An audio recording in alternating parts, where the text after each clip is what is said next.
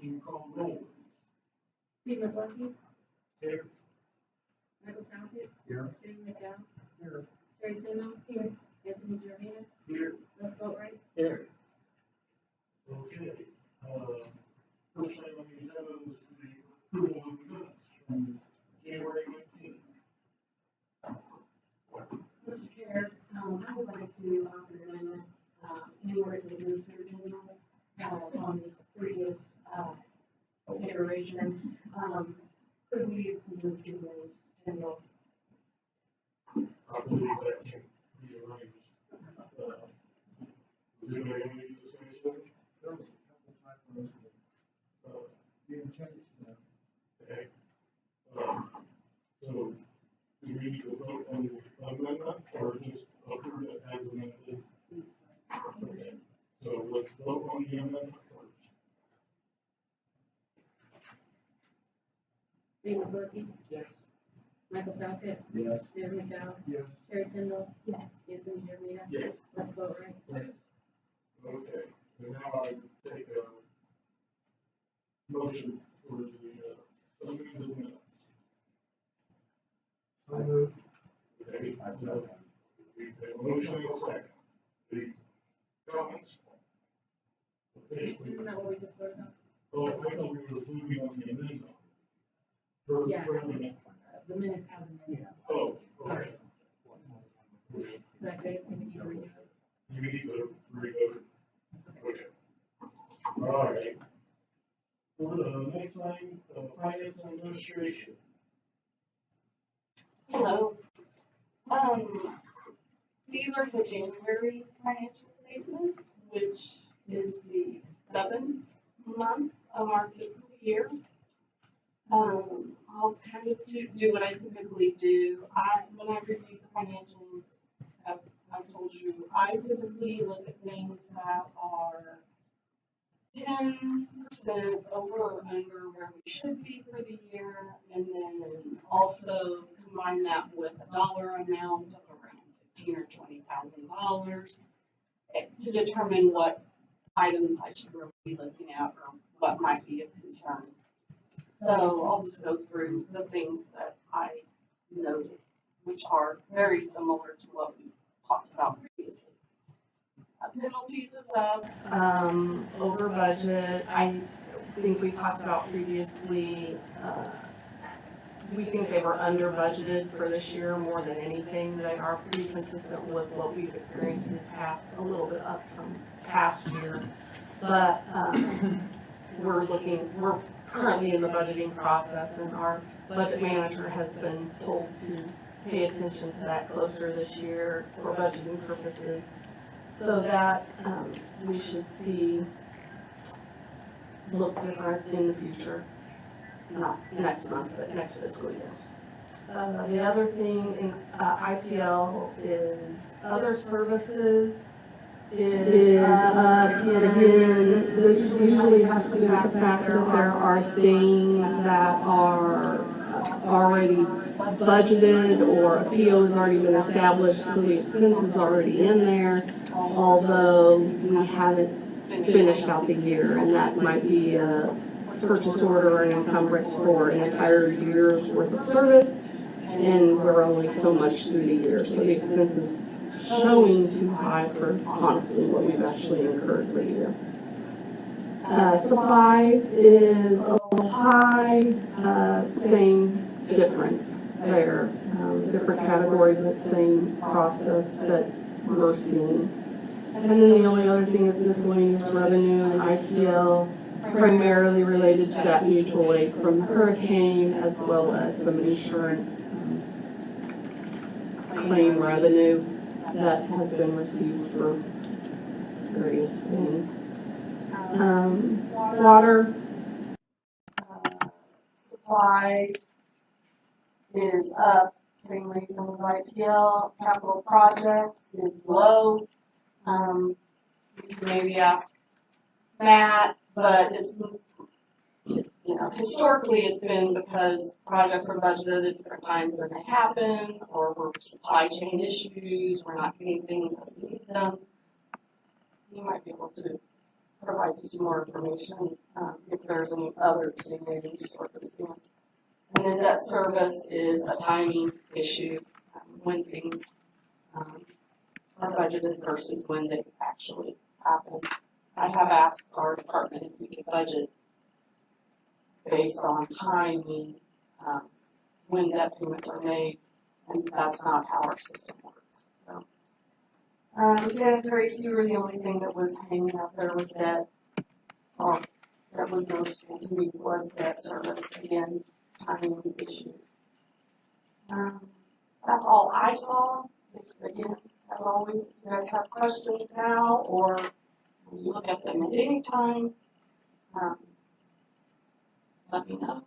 Feel free to ask. Does anybody have any questions? Hearing none, thank you. Next up is municipal services. Good afternoon. I don't really have anything formal by way of presentation. However, you do have our capital project sheet for the proposed budget. So if you want to discuss any of those projects, or you want me to kind of high-level overview any of those things, I'm happy to answer any questions you might have about capital. Okay, does anybody have any questions? I'm curious about a rundown on the lime and where you're at with that. How's it going? We have a full lime silo, and as soon as we get our actual dumpsters delivered, we will start production with using lime stabilization process. That was supposed to actually be yesterday and scheduled currently for tomorrow. So we should be in business. We have everything we need except for those dumpsters. Anybody else? Hearing none, thank you. Water. Similar to Lisa, if you guys have any questions on our capital projects that you have to answer over anything in particular you might have. Just a quick update on the, I guess, World Water Taste Test competition that we entered. We not placed in the top 5 of the world.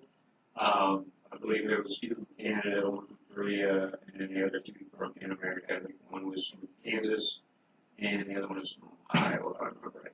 We still have a chance to place in the U.S. in the top 5. We have not gotten official results yet, so we'll review those when we get them. Other than that, the only thing this time of the year we're trying to catch up on restorations from over the winter for breaks and things, yards, and also the asphalt street cuts and whatnot. So we're catching up on those, focusing on as much energy as we can and resources towards that. It takes about late last fall and over the winter. That kind of caught behind with some of those restorations. We should have gotten to those a little earlier, but I want to thank everybody's patience on those. We will get caught up and get fixed. So if you're hearing anything about that, we're definitely getting on. Other than that, that's all I had. I have a question about water. I've been trying to keep track of what the city council has asked of it and usually approves. Did you drill another well? Is that extra? We got 2 wells slated to begin construction here, hopefully very soon. We were approved, I think, March 6th. That was the meeting on the construction of 2 additional wells with the client. So just the wells that we have them ranging from dating back to the late 50s to, as we stage through and do what we need. So those wells require a lot of maintenance as we go through the years. They drop off in capacity. So we do have to continue to look for new well sites, but we phase those in as we need them. And we do maintenance on them routinely, but after so long, you just can't get it back, recoup back all the original capacity. So we have to drill additional. But that's what we're doing. Yeah, that's good. Second question. I would love for it to be the public record that you all are on top of the PFAS testing. We have been testing our monitoring wells for quite some time through the USGS. We contracted with them to do that. We have 69 monitoring wells that surround our wellhead, if you will. where we get our water from. And it gives us out as far as 10 years of notice of something moving into our area or zone. So we have been testing, have seen it. There's just recently I was discussing with Steve before the meeting with EPA announced that they have some proposed limits on some of the compounds. I don't think anything has been promulgated or set in stone, but we'll have to be working towards if there are and if we have concerns. Hopefully not anything too much concern yet, but we'll see if anything moves in or something. So. All right, thanks. So, my question. All right, anybody else have any questions? I do have one question. On the Van Horn Reservoir improvement, we have a negative roughly $50,000. Will we over budget or something? We went a little over because the dam was a little more extensive than we originally anticipated, so we had to do a change order. It took us over our original budget for that, but that will be corrected with a transfer of balance on that. Yeah. That's what I thought. Yeah. Okay. Yep. Yep. Anybody else? Hearing none, thank you. All right, IDL. Well, like the others, I'll offer answer any questions you might have about the capital project list. It does look extensive this year, but over half of that is related to the new substation that's been proposed.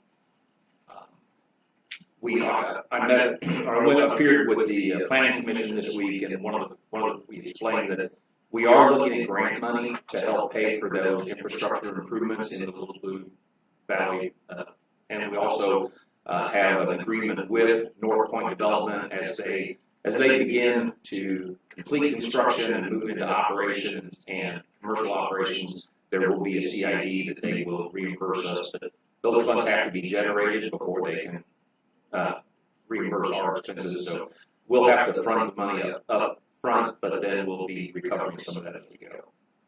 But any other questions you might have about capital projects, be happy to answer those for you. Does anybody have any questions? Where are we as far as getting the 2 new turbines? You've made a recommendation to council. Council has not addressed that yet. The Southwest Power Pool has approved the project as of last weekend. So we have until April 9th to answer them either that we are going to pursue the project or cancel it. Other than that, you're going to have to ask council. Okay, anybody else? One quick question. I noticed back here, they've got the Blue Valley chimney demolition. Right. Like, in 24, 25, is that what you're looking at? We have pushed that out. It was on the originally on the budget last year, and we did an inspection of it and determined that it'll hold together a little longer, so we pushed it out. We're going to do another engineering inspection of it this year, and we'll make the same assessment. There are some structural cracks in the chimney, but none that threaten its integrity at this point. So we're delaying that a little bit, but that chimney is old enough that it was constructed with fire brick, most likely consisting of asbestos. So when it does come down, it'll have to be a full containment, and so we're estimating that $1.5 million to complete that. But eventually, it will have to come down. But right now, we're estimating maybe next year. So just kind of put it all as long as we can. Okay. Thanks. Anyone else? Well, then on to the other things that are on our list there. I thought we needed to give you just an update on that battery proposal that's north of our plant out there. There have been several questions lately in the public or in council or other meetings asking about how big is that project, how much of that will we be able to market, what capacity credit will we get for it, and the answer is none. It's not our project. It is a commercial facility that's being proposed under Southwest Power Pool. They will buy their power from Southwest Power Pool, and as Southwest Power Pool works out how to compensate battery discharge, that will be between them and Southwest Power Pool. As far as us, the energy they use to charge their batteries will not be accredited to us. We will sell them. We'll have meters on their control building, their services. In the Navy, we call them hotel loads. So the things that run their HVAC, their lights, their computers, that will be a metered service just like any other business. But the batteries themselves, that is considered a independent operation that will be registered under Southwest Power Pool. So we get no capacity credit. We don't get any load credit. It's all strictly, it's like any other independent generator that's out there doing business. So, I know there was some confusion about that, so I just want to make sure we address that with you. So that's not going to cost us any money. No, in fact, the connection to come from their battery facility to our transmission grid, they will have to pay for it. In fact, we have submitted to Southwest Power Pool what connections would have to be. There would have to be a new control building, switchgear cabinet, and all of that would be part of what's assessed against their project. And who's doing it? Able Battery is the name of the company, and this is a proposal that they submitted to Southwest Power Pool several years ago, and it's just now getting into Southwest Power Pool's view to analyze and do the technical studies. And so then any effect to the area around it? What Southwest Power Pool does when they analyze these facilities, they look to see, does it fit within the transmission grid? Is it going to cause a load or a burden on the transmission grid? And that's part of the analysis that Southwest Power Pool is doing right now. As far as environmentally or anything like that, it should have no impact on the area, and like any other commercial business that's going in.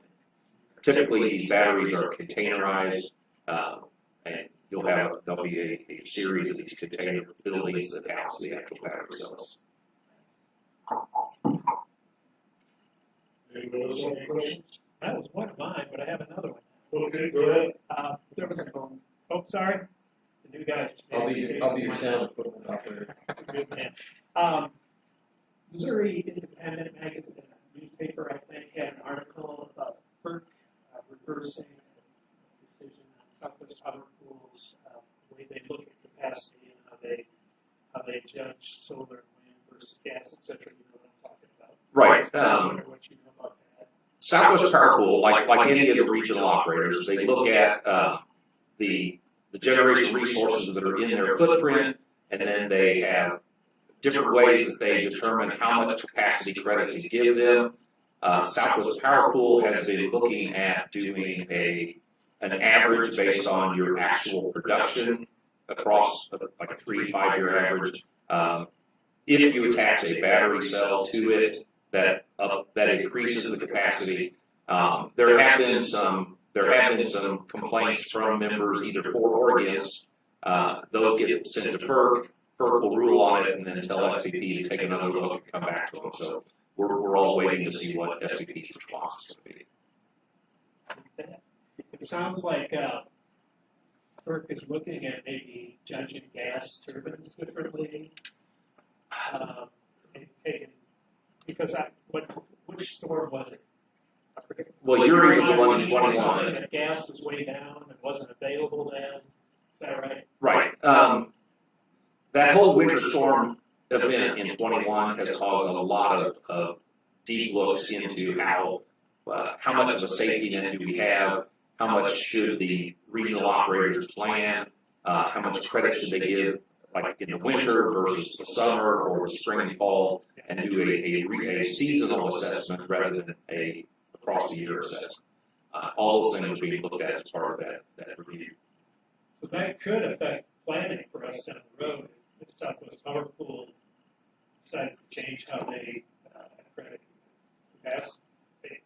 It will definitely be something we have to take into account, and when we decide how much, whether we do capacity contracts or turbines or other contract arrangements with other providers, it'll definitely impact how much of each of those we end up needing in the long run. Anybody else? I'll turn it over to my deputy. He attended our the MPUA's legislative drive up in Washington D.C. as well as in Jefferson City, and so he's got some information for you. Good afternoon. Yeah, so in your packet, I went ahead and included these federal policies, and I just thought it was good to keep this panel and everybody informed of the different things that are happening in the state and federally that can impact your utilities, right? So, the end of February, I went with MPUA, which is the Missouri Public Utility Alliance, and that's a small part of APDA, which is the big, what is it?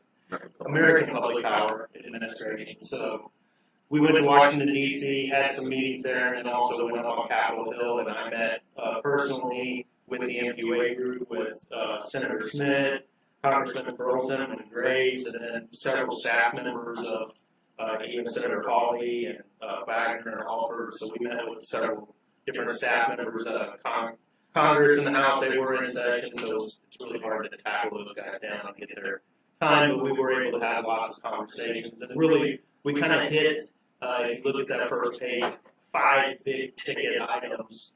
You don't want to overwhelm with too much information, but really I'll just quickly touch on them, and if you guys have a question, please let me know. So the first one is really managing the energy transition, right? So we all know energy transition is a huge goal, carbon free, you talk about in the future, and I don't believe any utility, investor-owned, municipal, or rural co-op is against the energy transition. We just question the timeline. It's so aggressive that we're going to strand assets that are out there. $billion coal plants, whether you like them or dislike them, to strand that 20 years before its retirement date and leave the ratepayers stuck paying the bill is really our big thing. It's not fair to retire those things so quickly. Let's come up with a good plan and action to transition ourselves, but in a wise time frame. So really, that was kind of our message. We're on board, but let's take a realistic approach to that without costing everybody lots and lots of money, ratepayers. Telecom, back in the day when electricity was being rolled out, I think you could safely say, 20 years ago you can't live without electricity. Well, nowadays, I don't think anybody can live without broadband or Wi-Fi in their house, right? I mean, it's become the new normal, and a lot of municipals and small towns are rolling out their own telecom. We rely on like AT&T and others in our city to do that, but they attach to our poles. Well, we need to be able to maintain those assets and have control of those assets. Those are the cities, hundreds of thousands of dollars worth of assets of poles. And 2 things we really hit on is one is safety. When we start getting a contractor climbing our poles, hanging up, Wi-Fi and broadband, they may not have the full knowledge that a journeyman lineman would have as far as being safe while we're up there and being in our power zone and around power lines. The other thing is, I think anybody who's been around Google Fiber or when they go to do things underground, again, the whole contractor thing, they may not understand what the right of way is, and if they go running that thing and it's scissored in there and weaved through, well, they tore up and utilized that whole right of way, and anybody in the future needing to put a water line or anything else can really harm utilities' ability to use that easement, and they have to extension. Utilities and tax policy, we kind of hit 2 quick things. One was tax policy. So a lot of grants that are out there are in the way of, we'll give you a tax break or tax relief or a tax benefit. Well, IPL, much like all the municipals, are a tax-free agency, so I can't get a tax break on a tax bill that I don't pay. So we're asking them, if you're going to approve grants, utilize a thing called direct pay, so that we can utilize those grants and those dollars just like any other investor-owned utility. It's not fair that they have that kind of an unfair advantage over us to be able to utilize and appropriate those funds. And then the second thing is advanced bond refunding. I know that we refinanced bonds last year, but right now I think you could do it one time on bonds, but that went away in 2017, I believe. With the IRA Investment Recovery Act kind of took away municipal ability to refund bonds, so a lot of projects are being held right now because interest rates are high, and if I can't, it's just like your house. You buy your house and then you look at it 3 years later, mortgage rates have hit a bottom low, you go and you refinance it to get a better interest rate. Well, as municipal, we should be able to utilize that and refund those bonds when interest rates get low and not hold on to projects. So we're asking the federal government to reinstitute that advanced refunding, bond refunding. Security vigilance, obviously, between cyber and physical security that we've seen in the attacks on the substations. All of us are keeping a close eye on that stuff. We spend money on infrastructure and software and hardware for cybersecurity, and we're also looking for some guidance and possible dollars out there that might help us with physical security things. A lot of our substations are in very remote areas, and especially when you start talking about other municipals and rural co-ops, they're really remote, right? And they can't have somebody there. It's really hard to keep an eye on those assets. So just asking them for some help and some guidance to be able to help with the physical security part. And then economic progress was really the last one. Managing energy transition, it was probably our top thing, and number 2 top thing was this economic progress, and that's the supply chain disruption that we've talked about over and over and over, right? So getting a transformer is almost impossible today. I think that we told a pretty consistent story. So 3 years ago, if you went to buy a pole or pad mounted transformer that sits in your backyard that hooks every single house up, it was between $1,200 and $1,500. You put it in order, you get it about 3 months later. Today, that same pad or pole mount transformer can run you up to $8,000, and you're lucky to get it within a year. So what we've asked is, we learned through COVID, there's this Defense Spending Act, okay? Most people think it's only at wartime, I'm going to institute that. Well, we learned through COVID that dollar is really for national security and anything. Well, we're hitting a point with the supply chain that we may be hitting this national security. If I can't hook up homes or power homes, I imagine anyone in this room would not be happy if I said, well, sorry, your transformer went out, I don't have one to replace it, and we'll start losing sections of the city. So we've asked them for some help in releasing that to ease the supply chain issues. And then, last but not least, I put in here LIHEAP, so that's low income housing energy assistance program. So that's a federal program. One thing we probably don't do very well is talk about the programs that IPL has. So LIHEAP is a federally funded, and we said we really appreciate those dollars. It's great. Please continue to fund that program. Independence, I think, Independence alone gets about $130,000 a year from LIHEAP. And then on top of that, IPL really has 3 programs that we help lower income families that are struggling. There's IRAP, which is pays half of a person's bill through time frame, depending upon, and we spend about $230,000 a year helping low income families. iShare is a one-time payment relief, and we spend about $60,000 a year. And then the home mobilization program is about $50,000 a year. All those go through the Community Services League, and I think they're great things we need to continue to do to help the community. Are there any questions? There's a lot of information there. It dives into a little more detail of those different policies, but just so you guys know, we do keep our finger on the pulse, especially through NQA and APPA for state and federal legislation. And I'm personally going back out to Jeff City next week to talk to some state reps about anything that might be coming up that it could impact us. But we do keep our ear out and finger on the pulse and try to have conversations umbrella. The last item we have in your packet there is a energy market update. As we continue these discussions of strategic planning and forward-looking and what kind of things, what obstacles do we have to consider and the direction that IPL should go with the City of Independence, we have reached out beyond a lot of our traditional sources and trying to really reach out and find all the information that we can to help us and help you make those decisions. NextEra Energy is one of those companies that we've struck up a relationship with, and they've invited us to several of the seminars and presentations that they put on. I do want you to know, before we go through these, NextEra Energy is not a Evergy or Ameren.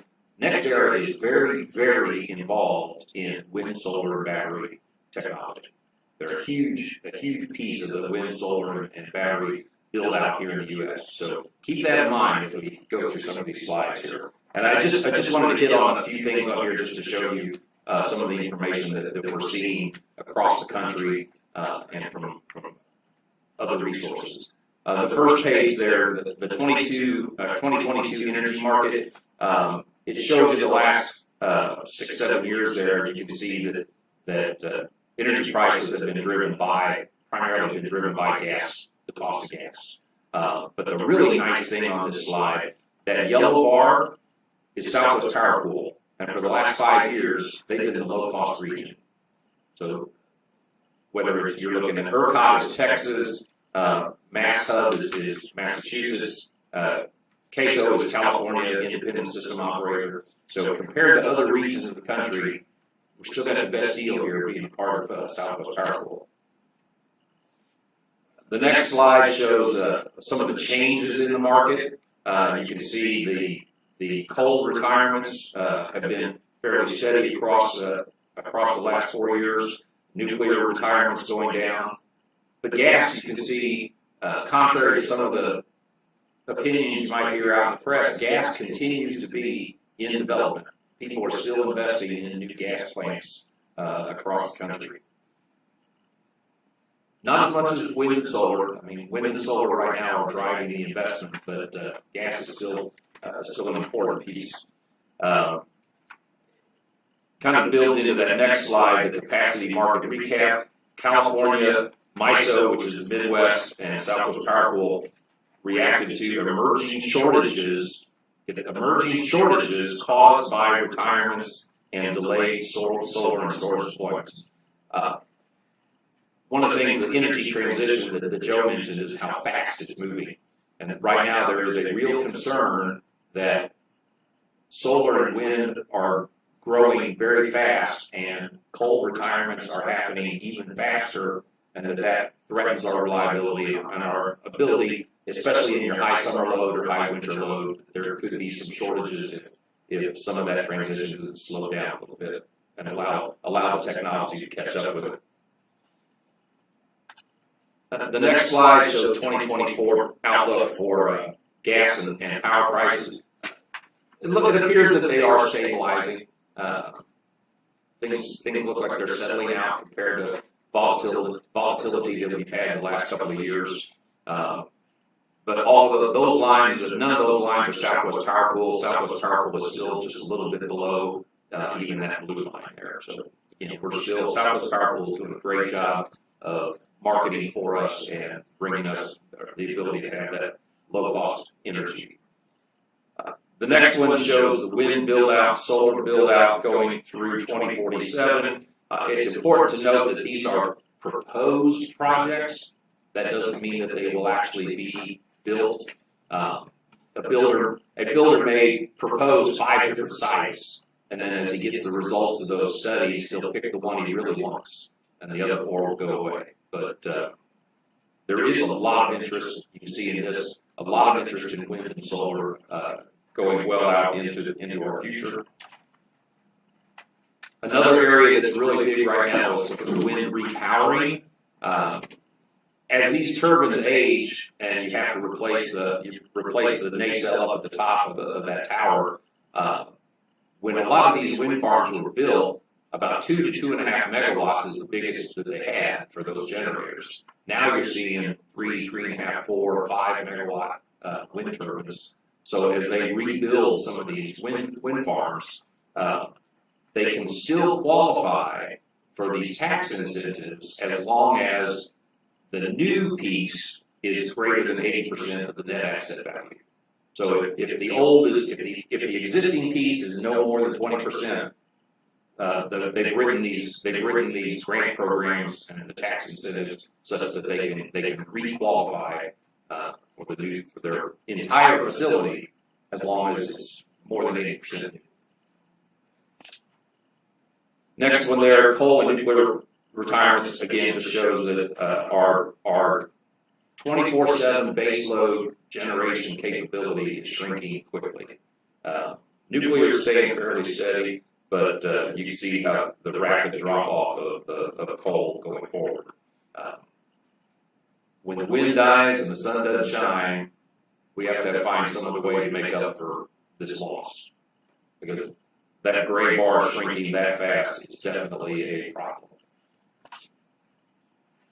Part of the problem is transmission. The next one, I didn't blow this up because it's really not, the detail really isn't important. It's really to point out that renewables and a continued development of solar and wind requires an expansive build out of our existing transmission network.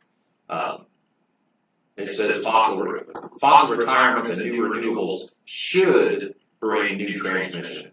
And there's a number of transmission projects that are scheduled across the country. However, they don't happen overnight. If any of you are familiar with the Grain Belt Express that was proposed across northern Missouri, that has been in development and litigation for years. The residents, the county executive, a number of different players have resisted. The whole point of that transmission line was to bring the excess wind energy from the plains back to the east where they need it. And I mean, it's absolutely necessary, but it's getting a lot of resistance, a lot of opposition, and any other transmission projects likely will have to learn from the lessons of the Grain Belt to try to smooth their own development. It's not a quick and easy solution. The final couple of slides just illustrate that even as we're shifting to more and more wind and solar and less fossil, that light gray band at the top, you should see in the U.S. capacity mix, the gas capacity is actually growing, and this goes out through 2055, estimates from NextEra Energy and the resources that they use to put this together. So the gas generation, like the ones that we're proposing or like Dogwood, those type of facilities, they show actually an increase in those all the way through 55. It results in a pretty stable percentage of the actual energy output, because as more and more wind and solar come online, as batteries come online, they'll be able to make up the difference for the coal that goes away. But the percentage that's being supported, the percentage of actual energy generated by gas is projected to stay fairly stable. The next slide just shows the same thing for the Texas region. The next one I thought was quite interesting. The sun, solar, and wind expands. You'll notice in 2025, the yellow block there, that's the solar. The dark blue at the bottom is wind. And that's pretty much the way we see wind dies off during the day, comes back up. The wind or the sun obviously only shines during the middle of the day. And gas is the light gray, showing the component, the percentage of the generation mix that gas is supporting. By 2045, you see a huge increase in the solar, but again, it's only during the day. So even out 20 years from now, they're still projecting a significant portion of generation coming from gas plants in the early morning and late evening hours. The final one, again, shows that same looking at supply and energy, and it's interesting. This was California, so even in California, where very, very heavily promoted renewables and very very advanced positions that they're taking on eliminating fossil fuel cars, eliminating gas in new construction. Even with that, you still see gas staying as about 35 gigawatts of the California supply all the way out through 55. So this just emphasizes the fact that as fast as technology is changing, even those in the renewables market still see gas as being a necessary part of the program going out for the next 30 years. Subject to your questions, that's what we have. Any questions? No, I just found this very interesting. These were great. I have one question. Jim, I'm seeing what looks like a retirement of some nuclear facilities, and then nobody's building new ones. Right now, the nuclear industry is crippled by our own public opposition, litigation, the very torturous path they have to get through for permitting. You have to get your design permitted, your site permitted, your construction permitted. You then have to go through another hearing to load fuel. Then you have to go through another hearing to actually turn it on and start generating. That process is just so overwhelming that no one has built a new plant in decades. There's one coming on right now, but it's been in development for decades. You've heard a lot of interest lately in small modular reactors. Again, that is a developing concept. There's UAMPS, and I don't remember what their acronym stands for, but it's a Utah municipal group. They are moving forward with one design. A company called NuScale has a contract with the Department of Energy to develop one up in Idaho. They just recently got their design approved. Now they have to move forward with actually constructing it, going through all those hoops. And I mean, we're talking probably at least 10 years away from them being able to get commercial approval to roll out their design. So, nuclear, we have a real problem in this country with public opposition. A lot of it really is education and being able to convince people that what we build today is not what we built in the 60s and 70s. But that's what when people think nuclear, they think about plants that were built back in the 70s, and it's just not the same beast. So, unfortunately, there are several nuclear plants that have been scheduled for retirement that have now gone back and asked for extensions on their life, and instead of just shutting it down, they'll go ahead and do a maintenance period and refuel it. So that's why in one of those slides it showed fairly just a slow drop off of nuclear. That's because they're deciding to keep them online instead of retiring. Okay, thanks.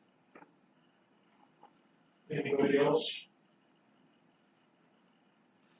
I did talk to Adam this afternoon, and he said he didn't have anything for you. He's off with his kids for spring break, but he didn't have anything urgent that he needed to convey to you. Okay.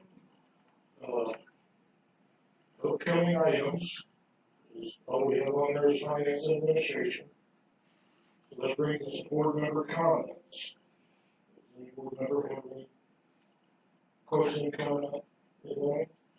Yeah, I do. I'd like to welcome Steve aboard. It's kind of nice to have some new blood on here and a new, set of ears and some different perspective. Welcome aboard, and you can start running your own. Okay, thanks. Yeah, spoken to the board, we're glad to have you. Good.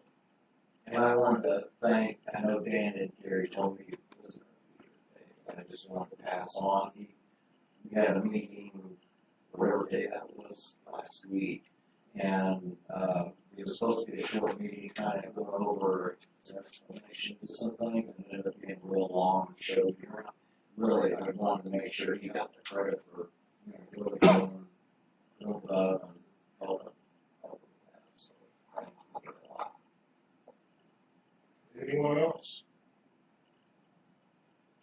Hearing none, we will adjourn. Our next next meeting is April 20th, 2023. We are adjourned.